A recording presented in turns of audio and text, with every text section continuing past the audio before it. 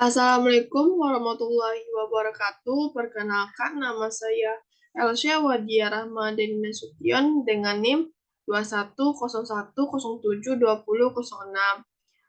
Ingin menjelaskan materi tentang penghimpunan dana bank syariah.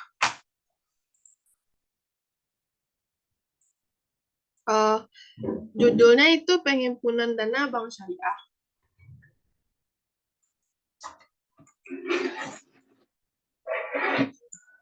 Pembahasan topik ada dua. Yang pertama itu jenis-jenis produk penghimpunan dana. Yang kedua itu jenis-jenis produk penyaluran dana.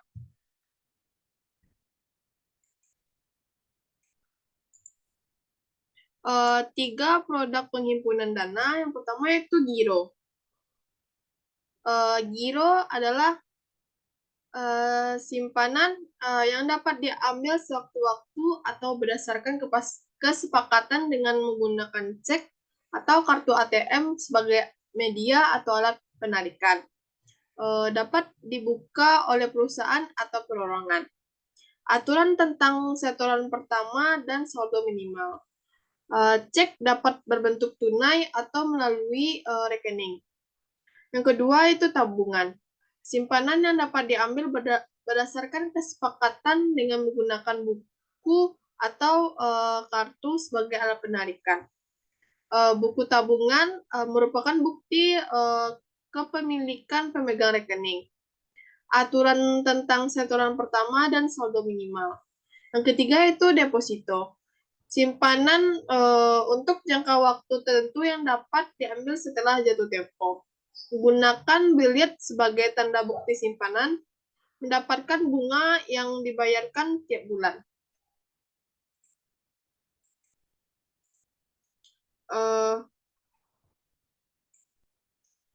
Tiga produk penghimpunan dana dapat diterapkan berdasarkan prinsip masing-masing.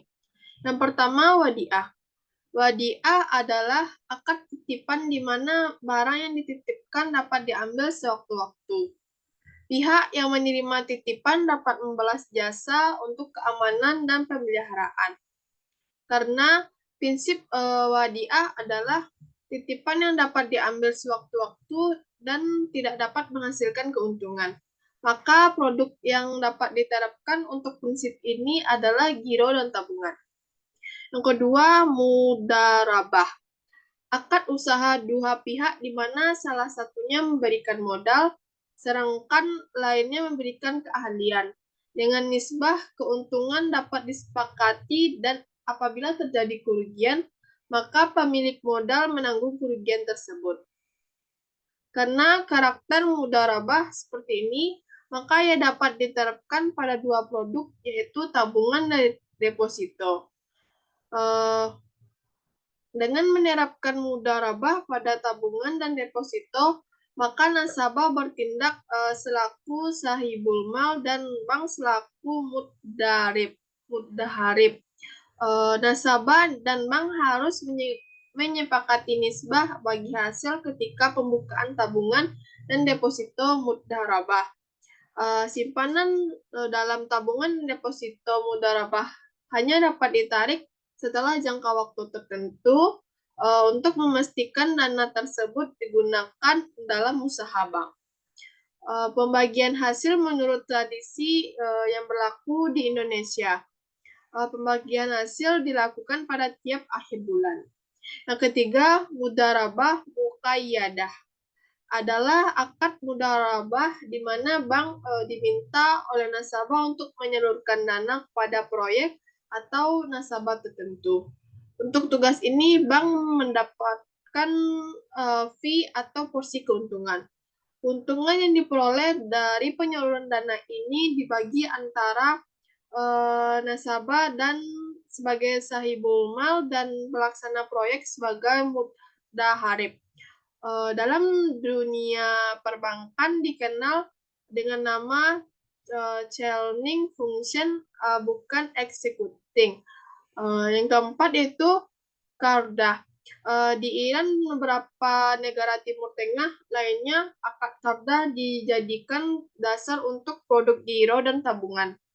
Bank diasumsikan meminjam dana dari nasabah dan dapat ditarik sewaktu-waktu. Bank dapat memberikan hadiah atas pinjaman yang diberikan oleh nasabah sepanjang tidak diperjanjikan di muka. Selanjutnya, bisa dilihat di sini penghimpunan dana, posisi bank dan nasabah dalam penghimpunan dana. Produknya yaitu wadiah, nasabah sebagai pemilik titipan, bank sebagai penerima titipan. Produknya mudharabah, nasabah sebagai pemilik modal atau dana, sahibul mal, bank sebagai pengelola dana atau mudhaharib. Produknya mudharabah, pemilik modal atau dana, sahibul mal, bank, mudharib atau wakil. Yang terakhir, qardah, nasabah sebagai pemberi pinjaman, bank sebagai peminjam. 3 produk penyaluran dana. Yang pertama ada jual beli, yang kedua bagi hasil atau untung, yang ketiga sewa. Jenis-jenis penyaluran dana, yang pertama murabahah. Murabahah adalah pembiayaan berdasarkan jual beli, di mana bank bertindak selaku penjual dan nasabah selaku pembeli. Harga beli diketahui bersama dan tingkat keuntungan untuk bank disepakati di muka. Dalam fikih klasik, murabahah dilakukan secara tunai. Dalam praktek perbankan, nasabah dapat membayar secara cicilan. Karena tidak membayar secara tunai, nasabah diminta untuk memberikan jaminan. Dalam fikih klasik, penjual membeli barang langsung dari penjual pertama. Dalam perbankan syariah, barang dapat dikirim langsung kepada nasabah, bahkan nasabah dapat membeli sendiri selaku wakil bank dalam membeli. Bank dapat meminta uang muka dari nasabah untuk pembelian barang tersebut secara murabahah. Apabila nasabah membayar tepat waktu atau melunasi sebelum jatuh tempo, maka nasabah dapat meminta keringanan atau diskon, tetapi diberikan atau tidaknya tergantung bank selaku penjual. Yang kedua yaitu salam, adalah pembiayaan berdasarkan jual beli tangguh atau pesanan sebagaimana terdapat dalam karakteristik salam. Dalam pembiayaan ini tidak bertindak selaku pembeli, sedangkan bank bertindak selaku pembeli, sedangkan nasabah bertindak selaku penjual. Uang pembelian diberikan di muka kepada nasabah. Karena barang akan dikirimkan kemudian, maka nasabah selaku penjual berhutang kepada bank. Biasanya diterapkan untuk pembiayaan produk pertanian atau produk-produk yang terstandarisasi. Bank hanya mendapatkan keuntungan apabila komoditi yang dikirim oleh nasabah dijual kepada pihak ketiga dengan harga yang lebih tinggi. Bank dapat menjual barang tersebut sebelum jatuh tempo kepada pihak lain dengan cara yang sama, tapi tidak boleh dikaitkan dengan salam yang pertama. Produk ini disebut salam paralel. Apabila dijual kembali kepada nasabah dengan harga yang lebih tinggi, dikhawatirkan terkena hukum riba. Apabila nasabah gagal menyerahkan barang yang dipesan, maka kewajiban terhadap bank tidak berubah. Artinya, penyerahan barang harus tetap dilakukan meskipun harus ditunda karena kegagalan. Jika disepakati, modal bank dikembalikan senilai ketika diberikan pertama kali. Yang ketiga, istisna, yaitu pembiayaan berdasarkan akad istisna mirip dengan salam. Perbedaannya terletak pada objek yang dibiayai dan cara pembayaran. Pada istisna, objek yang dibiayai bersifat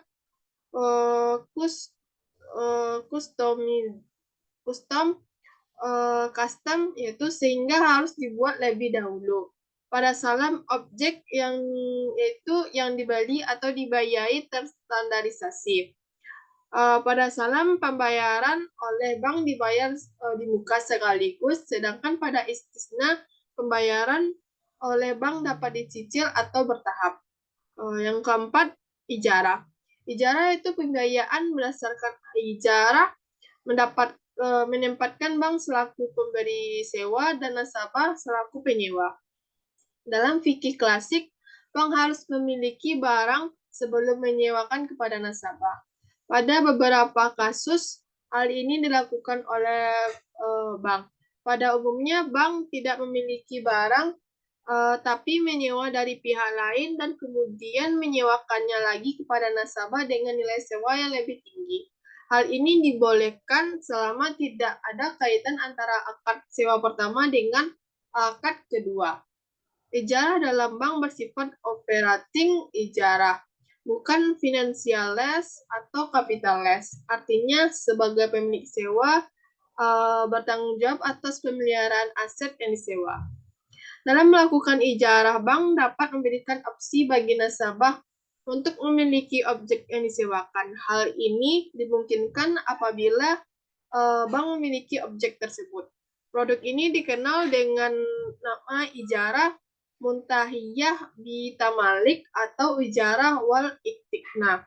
Ijarah muntahiyah bitamlik pada dasarnya terdiri atas dua akad, yaitu akad sewa dan janji kepemilikan. Kepemilikan tidak bisa dilakukan apabila akad sewa belum berakhir. Yang kelima, mudarabah. Mudarabah menempatkan bank selaku sahibul mal yang menyediakan dana atau modal dan nasabah sebagai mudarib pengelola usaha. Dalam fikih klasik yang dibagikan antara keduanya adalah keuntungan, yaitu hasil dikurangi biaya-biaya. Dalam perbankan syariah yang dibagi hasil karena seringkali tidak terjadi kesepakatan antara bank dan nasabah pada besaran biaya yang digunakan oleh nasabah. Nisbah bagi hasil disepakati dibuka termasuk apabila terjadi kerugian. Dalam fikih klasik, mudharabah adalah akad yang modalnya dikembalikan ketika usaha berakhir atau dihentikan. Dalam sebagian praktek perbankan syariah, modal yang digunakan nasabah dicicil untuk memudahkan pengembalian ketika mudharabah berakhir. Dalam fikih klasik, ketika usaha menemui kegagalan, semua aset yang tersisa dijual dan dikembalikan kepada sahibul mal. Dalam perbankan syariah, nasabah selaku mudarib diberikan kesempatan untuk melanjutkan usaha dengan penambahan modal dari bank. Yang keenam, musyarakah. Dalam musyarakah, bank dan nasabah bertindak sebagai syarik atau partner, yang masing-masing memberikan dana untuk usaha. Ketentuan pembagian hasil atau keuntungan atas kerugian sesuai dengan kaidah yaitu keuntungan dibagi menurut kesepakatan, sedangkan apabila terjadi kerugian dibagi menurut porsi modal masing-masing. Selaku syarik, bank berhak ikut serta dalam peraturan manajemen sesuai kaidah musyarakah. Yang terakhir yaitu ran adalah penyerahan jaminan untuk pinjaman yang diberikan. Ran dalam syariah memiliki dua makna. Yang pertama, fidusia, yaitu penyerahan barang, tapi hanya dokumen saja yang ditahan, barang masih bisa digunakan oleh pemilik. Yang kedua yaitu gadai, penyerahan barang secara fisik sehingga pemilik tidak dapat menggunakannya lagi. Penyaluran dana. Bisa dilihat di sini posisi bank dan nasabah dalam pembiayaan atau penyaluran dana. Yang pertama, produknya murabahah, bank sebagai penjual dan nasabah sebagai pembeli. Yang kedua, salam, bank sebagai pembeli, nasabah sebagai penjual. Istisna, bank sebagai pembeli, nasabah sebagai penjual. Mudarabah, bank sebagai pemilik modal atau sahibul mal, nasabah sebagai pengelola dana atau mudarib. Musyarakah, bank sebagai mitra, nasabah juga sebagai mitra. Kafalah, bank sebagai peminjam atau kafil, nasabah yang dijamin atau makful. Wakalah bank sebagai wakil, nasabah itu yang mewakilkan. Kiwalah bank sebagai penerima pemindahan atau muhal, nasabah itu yang memindahkan piutang atau hutang atau muhil. Bank bank sebagai penerima gadai, nasabah sebagai penggadai. Sarf bank sebagai penjual falas, nasabah sebagai pembeli. Hanya itu yang dapat saya sampaikan tentang materi penghimpunan dana bank syariah. Assalamualaikum warahmatullahi wabarakatuh.